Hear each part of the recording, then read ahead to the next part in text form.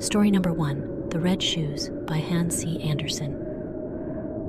Once upon a time there was a little girl, pretty and dainty. But in summertime she was obliged to go barefooted because she was poor. And in winter she had to wear large wooden shoes, so that her little instep grew quite red. In the middle of the village lived an old shoemaker's wife. She sat down and made, as well as she could, a pair of little shoes out of some old pieces of red cloth. They were clumsy, but she meant well, for they were intended for the little girl, whose name was Karen. Karen received the shoes and wore them for the first time on the day of her mother's funeral. They were certainly not suitable for mourning, but she had no others, and so she put her bare feet into them and walked behind the humble coffin. Just then, a large old carriage came by, and in it sat an old lady.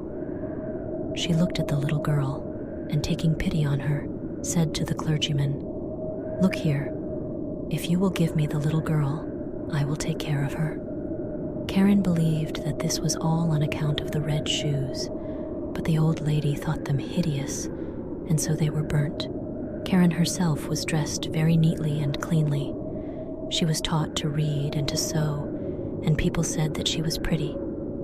But the mirror told her, "You are more than pretty. You are beautiful." One day the queen was traveling through that part of the country and had her little daughter, who was a princess, with her. All the people, amongst them Karen too, streamed towards the castle, where the little princess, in fine white clothes, stood before the window and allowed herself to be stared at. She wore neither a train nor a golden crown, but beautiful red Morocco shoes. They were indeed much finer than those which the shoemaker's wife had sewn for little Karen. There is really nothing in the world that can be compared to red shoes. Karen was now old enough to be confirmed. She received some new clothes, and she was also to have some new shoes. The rich shoemaker in the town took the measure of her little foot in his own room, in which there stood great glass cases full of pretty shoes and white slippers. It all looked very lovely, but the old lady could not see very well, and therefore did not get much pleasure out of it. Amongst the shoes stood a pair of red ones, like those which the princess had worn. How beautiful they were! And the shoemaker said that they had been made for a count's daughter, but that they had not fitted her. "I suppose they are of shiny leather?" asked the old lady. "They shine so." "Yes, they do shine," said Karen. They fitted her and were bought, but the old lady knew nothing of their being red, for she would never have allowed Karen to be confirmed in red shoes, as she was now to be. Everybody looked at her feet, and the whole of the way from the church door to the choir, it seemed to her as if even the ancient figures on the monuments, in their stiff collars and long black robes, had their eyes fixed on her red shoes. It was only of these that she thought when the clergyman laid his hand upon her head and spoke of the holy baptism, of the covenant with God, and told her that she was now to be a grown-up Christian. The organ pealed forth solemnly, and the sweet children's voices mingled with that of their old leader. But Karen thought only of her red shoes.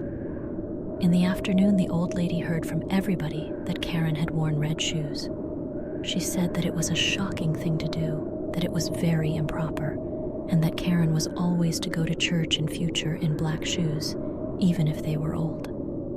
On the following Sunday, there was communion. Karen looked first at the black shoes, then at the red ones, looked at the red ones again, and put them on. The sun was shining gloriously, so Karen and the old lady went along the footpath through the corn, where it was rather dusty. At the church door stood an old crippled soldier leaning on a crutch. He had a wonderfully long beard, more red than white, and he bowed down to the ground and asked the old lady whether he might wipe her shoes. Then Karen put out her little foot too. "Dear me, what pretty dancing shoes," said the soldier. "Sit fast when you dance," said he, addressing the shoes and slapping the soles with his hand. The old lady gave the soldier some money and then went with Karen into the church, and all the people inside looked at Karen's red shoes, and all the figures gazed at them. When Karen knelt before the altar and put the golden goblet to her mouth, she thought only of the red shoes.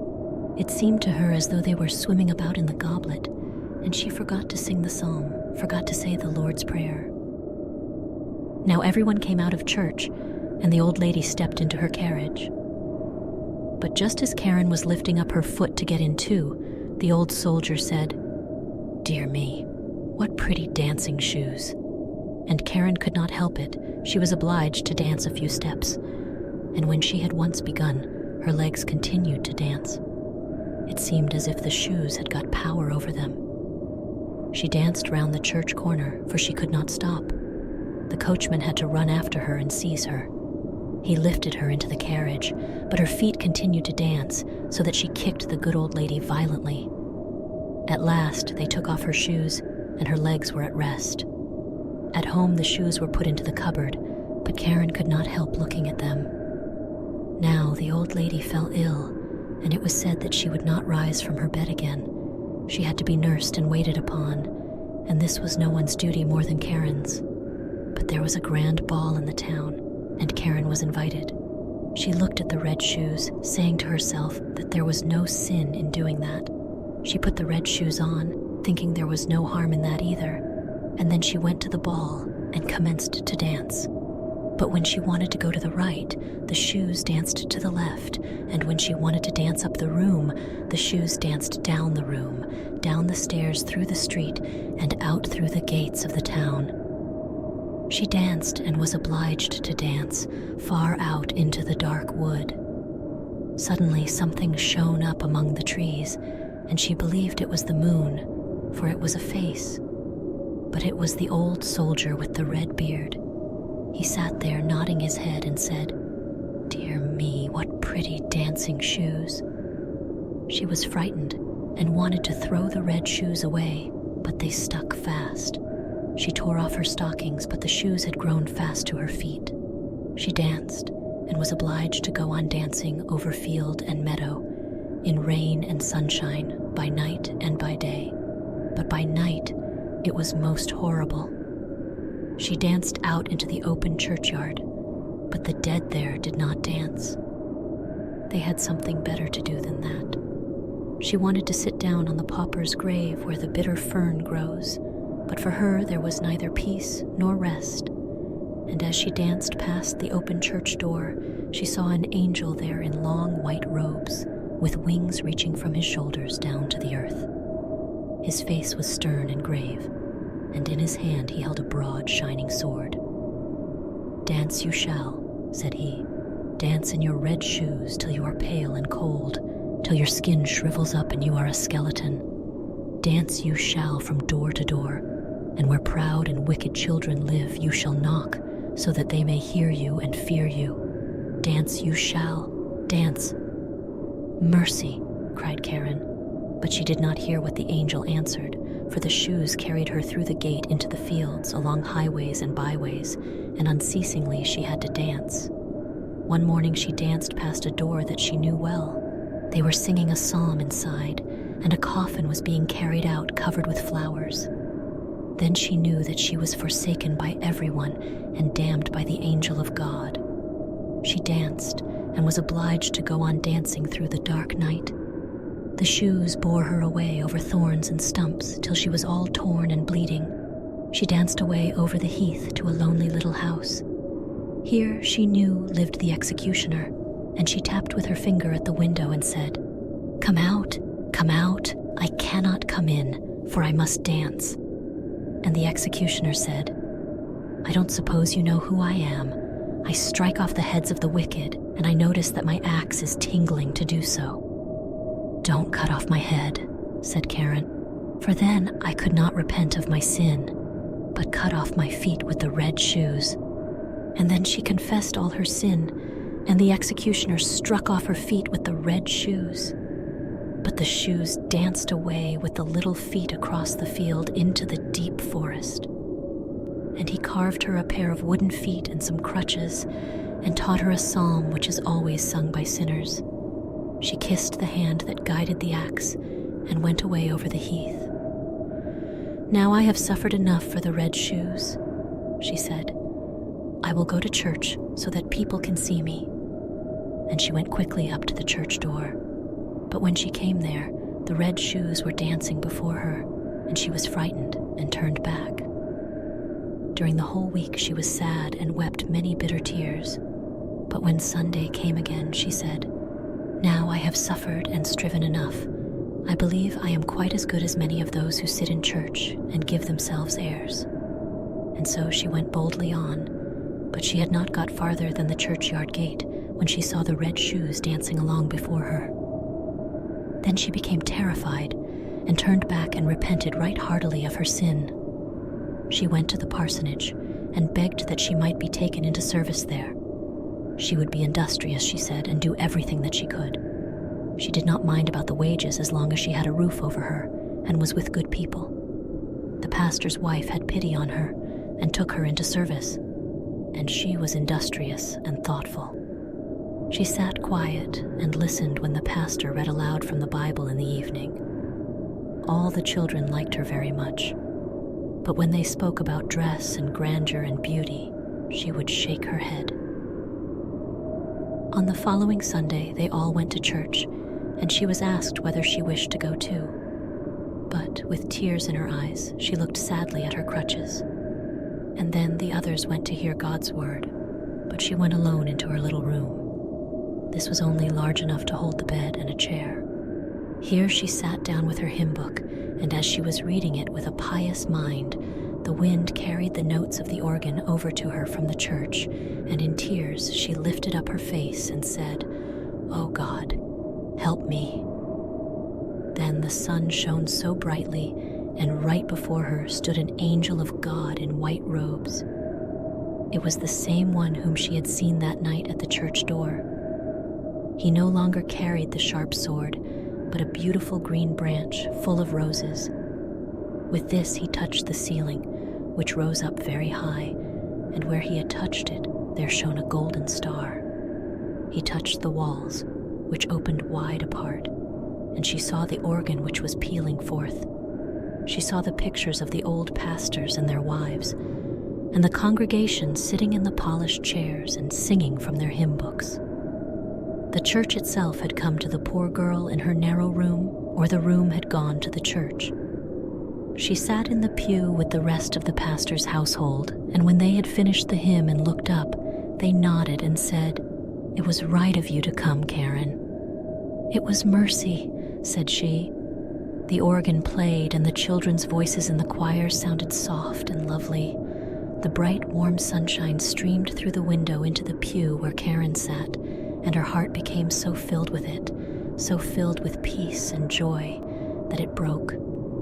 Her soul flew on the sunbeams to heaven, and no one was there who asked after the red shoes.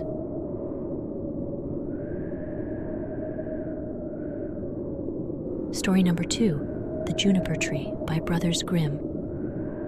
It is now long ago, quite 2,000 years, since there was a rich man who had a beautiful and pious wife, and they loved each other dearly. They had, however, no children, though they wished for them very much, and the woman prayed for them day and night, but still they had none. Now there was a courtyard in front of their house in which was a juniper tree, and one day in winter the woman was standing beneath it, paring herself an apple. And while she was paring herself the apple, she cut her finger, and the blood fell on the snow.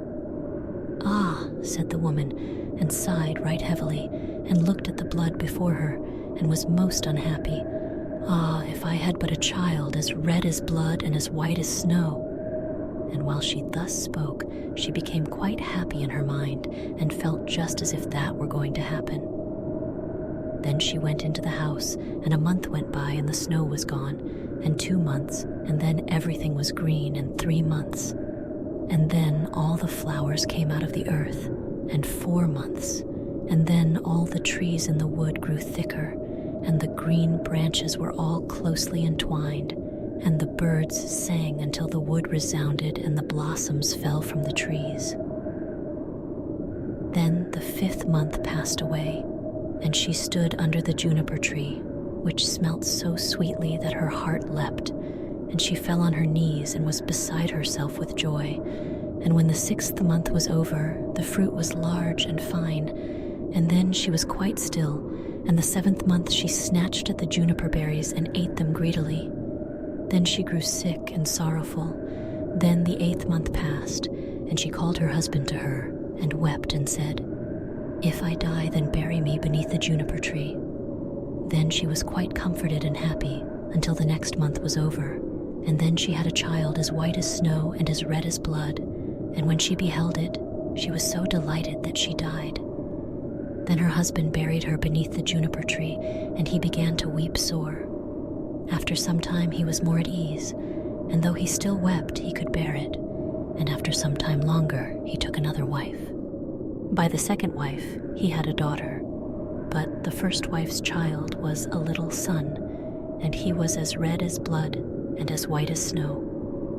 When the woman looked at her daughter, she loved her very much, but then she looked at the little boy, and it seemed to cut her to the heart, for the thought came into her mind that he would always stand in her way, and she was forever thinking how she could get all the fortune for her daughter, and the evil one filled her mind with this, till she was quite wroth with the little boy, and slapped him here, and cuffed him there, until the unhappy child was in continual terror, for when he came out of school, he had no peace in any place. One day the woman had gone upstairs to her room, and her little daughter went up too, and said, "Mother, give me an apple." "Yes, my child," said the woman, and gave her a fine apple out of the chest, but the chest had a great heavy lid with a great sharp iron lock. "Mother," said the little daughter, "is brother not to have one too?" This made the woman angry, but she said, "Yes, when he comes out of school." And when she saw from the window that he was coming, it was just as if the devil entered into her, and she snatched at the apple and took it away again from her daughter and said, "Thou shalt not have one before thy brother." Then she threw the apple into the chest and shut it. Then the little boy came in at the door, and the devil made her say to him kindly, "My son, wilt thou have an apple?" And she looked wickedly at him. "Mother," said the little boy, "how dreadful you look. Yes, give me an apple." Then it seemed to her as if she were forced to say to him, "Come with me." And she opened the lid of the chest and said, "Take out an apple for thyself." And while the little boy was stooping inside, the devil prompted her, and crash! She shut the lid down, and his head flew off and fell among the red apples. Then she was overwhelmed with terror and thought, "If I could but make them think that it was not done by me." So she went upstairs to her room to her chest of drawers, and took a white handkerchief out of the top drawer, and set the head on the neck again, and folded the handkerchief so that nothing could be seen, and she set him on a chair in front of the door, and put the apple in his hand. After this, Marlinchen came into the kitchen to her mother, who was standing by the fire with a pan of hot water before her, which she was constantly stirring round. "Mother," said Marlinchen, "brother is sitting at the door, and he looks quite white and has an apple in his hand. I asked him to give me the apple, but he did not answer me, and I was quite frightened." "Go back to him," said her mother, "and if he will not answer thee, give him a box on the ear." So Marlinchen went to him and said, "Brother, give me the apple." But he was silent, and she gave him a box on the ear, on which his head fell down. Marlinchen was terrified, and began crying and screaming, and ran to her mother and said, "Alas, mother, I have knocked my brother's head off." And she wept, and could not be comforted. "Marlinchen," said the mother, "what hast thou done? But be quiet, and let no one know it. It cannot be helped now. We will make him into black puddings." Then the mother took the little boy and chopped him in pieces, put him into the pan, and made him into black puddings. But Marlinchen stood by weeping, and all her tears fell into the pan, and there was no need of any salt. Then the father came home, and sat down to dinner and said, "But where is my son?" And the mother served up a great dish of black puddings, and Marlinchen wept and could not leave off. Then the father again said, "But where is my son?" "Ah," said the mother, "he has gone across the country to his mother's great uncle. He will stay there a while." "And what is he going to do there? He did not even say goodbye to me." "Oh, he wanted to go and asked me if he might stay 6 weeks. He is well taken care of there." "Ah," said the man, "I feel so unhappy lest all should not be right. He ought to have said goodbye to me." With that he began to eat and said, "Marlinchen, why art thou crying? Thy brother will certainly come back." Then he said, "Ah, wife, how delicious this food is. Give me some more." And the more he ate, the more he wanted to have, and he said, "Give me some more, you shall have none of it. It seems to me as if it were all mine." And he ate and threw all the bones under the table until he had finished the whole. But Marlinchen went away to her chest of drawers and took her best silk handkerchief out of the bottom drawer and got all the bones from beneath the table and tied them up in her silk handkerchief and carried them outside the door, weeping tears of blood. Then the juniper tree began to stir itself, and the branches parted asunder and moved together again, just as if someone was rejoicing and clapping his hands. At the same time, a mist seemed to arise from the tree, and in the center of this mist it burned like a fire, and a beautiful bird flew out of the fire singing magnificently, and he flew high up in the air, and when he was gone, the juniper tree was just as it had been before, and the handkerchief with the bones was no longer there. Marlinchen, however, was as gay and happy as if her brother were still alive, and she went merrily into the house and sat down to dinner and ate. But the bird flew away and lighted on a goldsmith's house and began to sing, "My mother, she killed me. My father, he ate me. My sister, little Marlinchen, gathered together all my bones, tied them in a silken handkerchief, laid them beneath the juniper tree. Kiwit, Kiwit, what a beautiful bird am I." The goldsmith was sitting in his workshop making a gold chain when he heard the bird, which was sitting singing on his roof, and very beautiful the song seemed to him. He stood up, but as he crossed the threshold he lost one of his slippers. But he went away right up the middle of the street with one shoe on and one sock. He had his apron on, and in one hand he had the gold chain, and in the other the pincers, and the sun was shining brightly on the street. Then he went right on and stood still, and said to the bird, "Bird," said he then, "how beautifully thou canst sing. Sing me that piece again." "No," said the bird, "I'll not sing it twice for nothing. Give me the golden chain, and then I will sing it again for thee." "There," said the goldsmith, "there is the golden chain for thee. Now sing me that song again." Then the bird came and took the golden chain in his right claw and went and sat in front of the goldsmith and sang, "My mother, she killed me. My father, he ate me. My sister, little Marlinchen, gathered together all my bones, tied them in a silken handkerchief, laid them beneath the juniper tree. Kiwit, Kiwit, what a beautiful bird am I." Then the bird flew away to a shoemaker and lighted on his roof and sang, "My mother, she killed me. My father, he ate me. My sister, little Marlinchen, gathered together all my bones, tied them in a silken handkerchief, laid them beneath the juniper tree. Kiwit, Kiwit, what a beautiful bird am I." The shoemaker heard that and ran out of doors in his shirt sleeves and looked up at his roof and was forced to hold his hand before his eyes lest the sun should blind him. "Bird," said he, "how beautifully thou canst sing." Then he called in at his door, "Wife, just come outside. There is a bird. Look at that bird. He just can sing well." Then he called his daughter and children and apprentices, boys and girls, and they all came up the street and looked at the bird and saw how beautiful he was, and what fine red and green feathers he had, and how like real gold his neck was, and how the eyes in his head shone like stars. "Bird," said the shoemaker, "now sing me that song again." "Nay," said the bird, "I do not sing twice for nothing. Thou must give me something." "Wife," said the man, "go to the garret. Upon the top shelf there stands a pair of red shoes. Bring them down." Then the wife went and brought the shoes. "There, bird," said the man. "Now sing me that piece again." Then the bird came and took the shoes in his left claw and flew back on the roof and sang, "My mother, she killed me. My father, he ate me. My sister, little Marlinchen, gathered together all my bones, tied them in a silken handkerchief, laid them beneath the juniper tree. Kiwit, kiwit, what a beautiful bird am I." And when he had sung the whole, he flew away.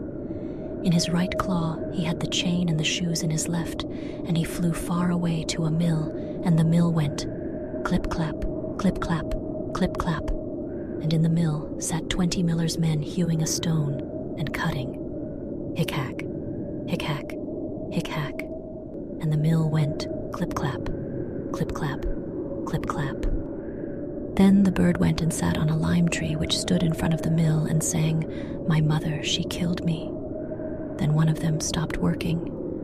"My father, he ate me." Then 2 more stopped working and listened to that. "My sister, little Marlinchen." Then 4 more stopped. "Gathered together all my bones, tied them in a silken handkerchief." Now 8 only were hewing, laid them beneath. Now only 5, the juniper tree, and now only 1. Kiwit, kiwit, what a beautiful bird am I. Then the last stopped also, and heard the last words. "Bird," said he, "how beautifully thou singest. Let me too hear that. Sing that once more for me." "Nay," said the bird, "I will not sing twice for nothing. Give me the millstone, and then I will sing it again." "Yes," said he, "if it belonged to me only, thou shouldst have it." "Yes," said the others, "if he sings again, he shall have it." Then the bird came down, and the 20 millers all set to work with a beam and raised the stone up. And the bird stuck his neck through the hole and put the stone on as if it were a collar, and flew onto the tree again and sang, "My mother, she killed me. My father, he ate me. My sister, little Marlinchen, gathered together all my bones, tied them in a silken handkerchief, laid them beneath the juniper tree. Kiwit, kiwit, what a beautiful bird am I." And when he had done singing, he spread his wings, and in his right claw he had the chain, and in his left the shoes, and round his neck the millstone, and he flew far away to his father's house. In the room sat the father, the mother, and Marlinchen at dinner, and the father said, "How light-hearted I feel, how happy I am." "Nay," said the mother, "I feel so uneasy, just as if a heavy storm were coming."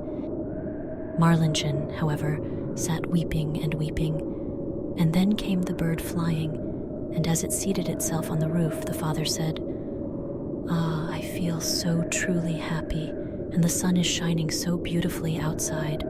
I feel just as if I were about to see some old friend again." "Nay," said the woman, "I feel so anxious, my teeth chatter, and I seem to have fire in my veins." And she tore her stays open, but Marlinchen sat in a corner crying, and held her plate before her eyes, and cried till it was quite wet. Then the bird sat on the juniper tree and sang, "My mother, she killed me." Then the mother stopped her ears and shut her eyes, and would not see or hear. But there was a roaring in her ears like the most violent storm, and her eyes burnt and flashed like lightning.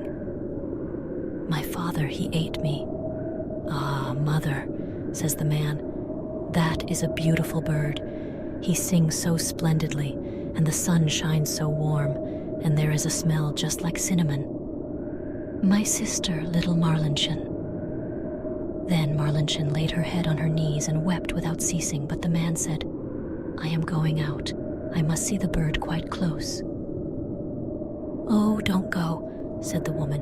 "I feel as if the whole house were shaking and on fire." But the man went out and looked at the bird, gathered together all my bones, tied them in a silken handkerchief, laid them beneath the juniper tree. Kiwit, kiwit, what a beautiful bird am I. On this the bird let the golden chain fall, and it fell exactly round the man's neck, and so exactly round it that it fitted beautifully. Then he went in and said, "Just look what a fine bird that is, and what a handsome gold chain he has given me, and how pretty he is." But the woman was terrified, and fell down on the floor in the room, and her cap fell off her head. Then sang the bird once more, My mother, she killed me. Would that I were 1,000 feet beneath the earth so as not to hear that. My father, he ate me." Then the woman fell down again as if dead. "My sister, little Marlinchen." "Ah," said Marlinchen, "I too will go out and see if the bird will give me anything." And she went out, gathered together all my bones, tied them in a silken handkerchief. Then he threw down the shoes to her, laid them beneath the juniper tree. Kiwit, Kiwit, what a beautiful bird am I. Then she was light-hearted and joyous, and she put on the new red shoes and danced and leaped into the house. "Ah," said she, "I was so sad when I went out, and now I am so light-hearted. That is a splendid bird. He has given me a pair of red shoes." "Well," said the woman, and sprang to her feet, and her hair stood up like flames of fire. "I feel as if the world were coming to an end. I too will go out and see if my heart feels lighter." And as she went out at the door, crash! The bird threw down the millstone on her head, and she was entirely crushed by it. The father and Marlinchen heard what had happened and went out, and smoke, flames, and fire were rising from the place. And when that was over, there stood the big brother, and he took his father and Marlinchen by the hand, and all three were right glad, and they went into the house to dinner and ate. Story number 3, Flitcher's Bird by Brothers Grimm. There was once a wizard who used to take the form of a poor man and went to houses and begged and caught pretty girls. No one knew whither he carried them, for they were never seen more. One day he appeared before the door of a man who had 3 pretty daughters. He looked like a poor, weak beggar and carried a basket on his back, as if he meant to collect charitable gifts in it. He begged for a little food, and when the eldest daughter came out and was just reaching him a piece of bread, he did but touch her, and she was forced to jump into his basket. Thereupon he hurried away with long strides and carried her away into a dark forest to his house, which stood in the midst of it. Everything in the house was magnificent. He gave her whatsoever she could possibly desire and said, "My darling, thou wilt certainly be happy with me, for thou hast everything thy heart can wish for." This lasted a few days, and then he said, "I must journey forth and leave thee alone for a short time. There are the keys of the house. Thou mayst go everywhere and look at everything except into one room, which this little key here opens, and there I forbid thee to go on pain of death." He likewise gave her an egg and said, "Preserve the egg carefully for me, and carry it continually about with thee, for a great misfortune would arise from the loss of it." She took the keys and the egg, and promised to obey him in everything. When he was gone, she went all round the house from the bottom to the top, and examined everything. The rooms shone with silver and gold, and she thought she had never seen such great splendor. At length she came to the forbidden door. She wished to pass it by, but curiosity let her have no rest. She examined the key. It looked just like any other. She put it in the keyhole and turned it a little, and the door sprang open. But what did she see when she went in? A great bloody basin stood in the middle of the room, and therein lay human beings, dead and hewn to pieces, and hard by was a block of wood, and a gleaming axe lay upon it. She was so terribly alarmed that the egg which she held in her hand fell into the basin. She got it out and washed the blood off, but in vain. It appeared again in a moment. She washed and scrubbed, but she could not get it out. It was not long before the man came back from his journey, and the first things which he asked for were the key and the egg. She gave them to him, but she trembled as she did so, and he saw at once by the red spots that she had been in the bloody chamber. "Since thou hast gone into the room against my will," said he, "thou shalt go back into it against thine own. Thy life is ended." He threw her down, dragged her thither by her hair, cut her head off on the block, and hewed her in pieces so that her blood ran on the ground. Then he threw her into the basin with the rest. "Now I will fetch myself the second," said the wizard, and again he went to the house in the shape of a poor man and begged. Then the second daughter brought him a piece of bread. He caught her like the first by simply touching her and carried her away. She did not fare better than her sister. She allowed herself to be led away by her curiosity, opened the door of the bloody chamber, looked in, and had to atone for it with her life on the wizard's return. Then he went and brought the third sister, but she was clever and crafty. When he had given her the keys and the egg and had left her, she first put the egg away with great care, and then she examined the house and at last went into the forbidden room. Alas, what did she behold? Both her sisters lay there in the basin, cruelly murdered and cut in pieces. But she began to gather their limbs together and put them in order: head, body, arms, and legs.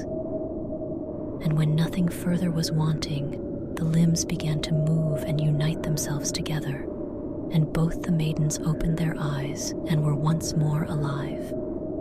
Then they rejoiced and kissed and caressed each other. On his arrival, the man at once demanded the keys and the egg, and as he could perceive no trace of any blood on it, he said, "Thou hast stood the test. Thou shalt be my bride." He now had no longer any power over her, and was forced to do whatsoever she desired. "Oh, very well," said she. "Thou shalt first take a basket full of gold to my father and mother, and carry it thyself on thy back. In the meantime, I will prepare for the wedding." Then she ran to her sisters, whom she had hidden in a little chamber, and said, "The moment has come when I can save you. The wretch shall himself carry you home again, but as soon as you are at home, send help to me." She put both of them in a basket and covered them quite over with gold, so that nothing of them was to be seen. Then she called in the wizard and said to him, "Now carry the basket away, but I shall look through my little window and watch to see if thou stoppest on the way to stand or to rest." The wizard raised the basket on his back and went away with it, but it weighed him down so heavily that the perspiration streamed from his face. Then he sat down and wanted to rest a while, but immediately one of the girls in the basket cried, "I am looking through my little window, and I see that thou art resting. Wilt thou go on at once?" He thought it was his bride who was calling that to him, and got up on his legs again. Once more he was going to sit down, but instantly she cried, "I am looking through my little window, and I see that thou art resting. Wilt thou go on directly?" And whenever he stood still, she cried this, and then he was forced to go onwards, until at last, groaning and out of breath, he took the basket with the gold and the two maidens into their parents' house. At home, however, the bride prepared the marriage feast and sent invitations to the friends of the wizard. Then she took a skull with grinning teeth, put some ornaments on it and a wreath of flowers, carried it upstairs to the garret window, and let it look out from thence. When all was ready, she got into a barrel of honey and then cut the feather bed open and rolled herself in it until she looked like a wondrous bird, and no one could recognize her. Then she went out of the house, and on her way she met some of the wedding guests, who asked, "Oh, Flitcher's bird, how comest thou here?" "I come from Flitcher's house quite near." "And what may the young bride be doing?" "From cellar to garret she's swept all clean, and now from the window she's peeping, I ween." At last she met the bridegroom, who was coming slowly back. He, like the others, asked, "Oh, Flitcher's bird, how comest thou here?" "I come from Flitcher's house quite near." "And what may the young bride be doing?" "From cellar to garret she's swept all clean, and now from the window she's peeping, I ween." The bridegroom looked up, saw the decked-out skull, thought it was his bride, and nodded to her, greeting her kindly. But when he and his guests had all gone into the house, the brothers and kinsmen of the bride, who had been sent to rescue her, arrived. They locked all the doors of the house, that no one might escape, set fire to it, and the wizard and all his crew had to burn.